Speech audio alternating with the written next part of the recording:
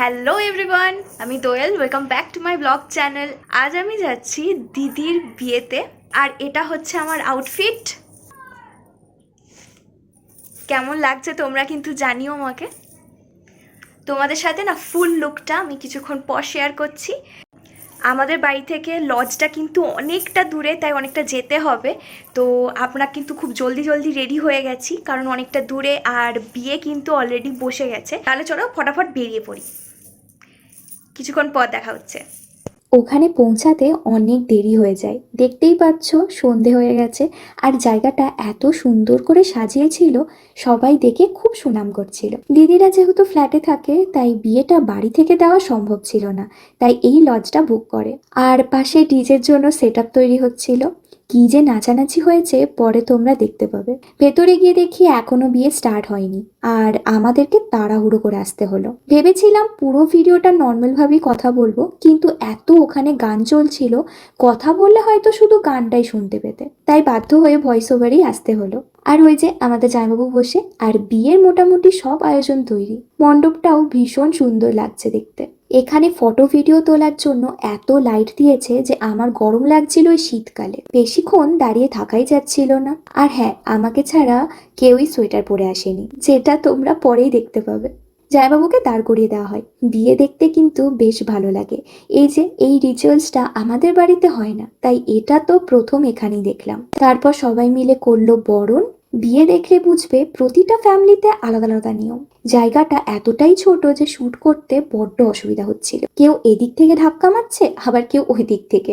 এর মাঝে দিদি এলে শুভ দৃষ্টিও হয়ে গেল। তারপর দুজনকে এইভাবে ওপরে তুলে দিল।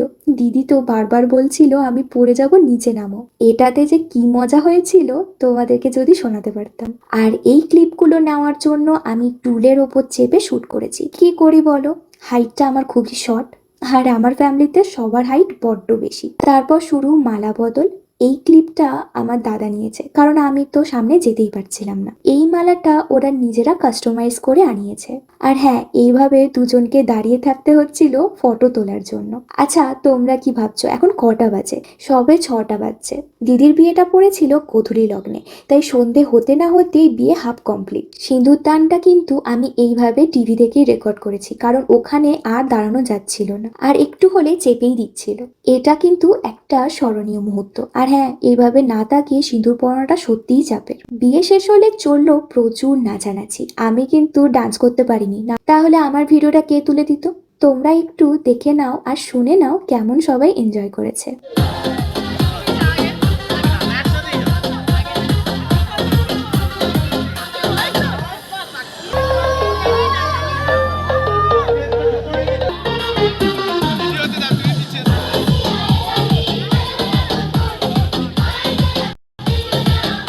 এত নাচানাচি দেখে আমার পেয়ে গেছিল বড্ড খিদে, তাই ঝট করে চলে গেলাম কি কি স্টল বসেছে দেখতে। প্রথম স্টলে চলছিল প্রিপারেশন।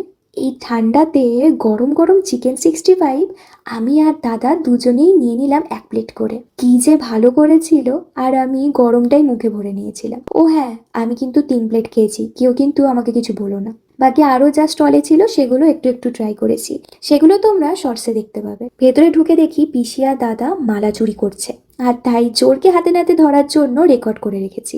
তারপর দিদি আর জামাইবাবুর সাথে একটু গিয়ে কথা বলি, যেটা রেকর্ড করিনি। তারপর মেন কোর্স খেতে নিচে চলে আসি, আর মেন কোর্সে যা যা করেছে সেটা শর্টসে দেখিয়েছি। প্রতিটা খাবার দারুণ হয়েছিল, লিংক ডেসক্রিপশনে দিয়ে দেবো, দেখে নিও। ভিডিওটা এখানেই শেষ করছি, পরে দেখা হবে। এখন আসি, টাটা।